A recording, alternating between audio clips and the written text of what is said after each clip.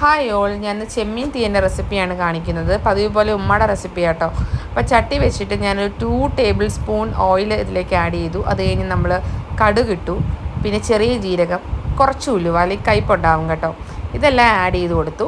ഇതെല്ലാം ഒന്ന് പൊട്ടി വരുമ്പോഴത്തേക്കും നമ്മളൊരു 1.5 സവാള ഇതിലേക്ക് ആഡ് ചെയ്ത് കൊടുക്കുക. കുറച്ച് സോൾട്ടും 2 പച്ചമുളകും നന്നായിട്ട് വഴറ്റുക. നന്നായി വഴറ്റിയിട്ട് കുറച്ച് നമ്മൾ പെട്ടെന്ന് വഴണ്ടി വരാൻ വേണ്ടിയിട്ട് കുറച്ച് സോൾട്ടും കൂടി ആഡ് ചെയ്ത് കൊടുക്കുക. കറിവേപ്പില ആഡ് ചെയ്ത് കൊടുക്കുക. പിന്നെ ഇച്ചിരി ഇഞ്ചിയും വെളുത്തുള്ളി ആഡ് ചെയ്യുക. നന്നായിട്ട് മിക്സ് ചെയ്യുക. ഈ ടൈമിൽ നമ്മൾ തേങ്ങ വറുത്തെടുക്കണം. അതിലേക്ക് മുളക് പൊടി, മല്ലിപ്പൊടി, മഞ്ഞൾപ്പൊടി, ചെറിയ ഉള്ളി, വെളുത്തുള്ളി, വറ്റൽമുളക് ഇട്ട് വഴറ്റി മാറ്റി വയ്ക്കുക. ആ ടൈമിൽ നമ്മൾ കുറച്ച് മഞ്ഞൾപ്പൊടിയും കൂടി നമ്മുടെ കൂട്ടിലേക്ക് ആഡ് ചെയ്ത് കൊടുക്കുക. എന്നിട്ട് നമ്മൾ നന്നായിട്ട് ബ്ലെൻഡ് ചെയ്തെടുക്കുക.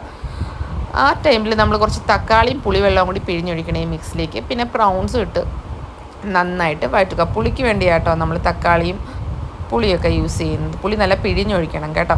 അത് കഴിഞ്ഞിട്ട് നമ്മൾ ബ്ലെൻഡ് ചെയ്ത് വെച്ചേക്കുന്ന ഈ ഒരു കൂട്ട് നമ്മൾ ഈ ഒരു മിക്സിലേക്ക് ആഡ് ചെയ്ത് കൊടുക്കുക. കുറച്ച് വെള്ളം കൂടി ഒഴിച്ച് നന്നായിട്ട് തിളപ്പിച്ചെടുക്കുമ്പോഴത്തേക്ക് നമ്മുടെ തീയൽ റെഡി ആയിട്ടുണ്ട്.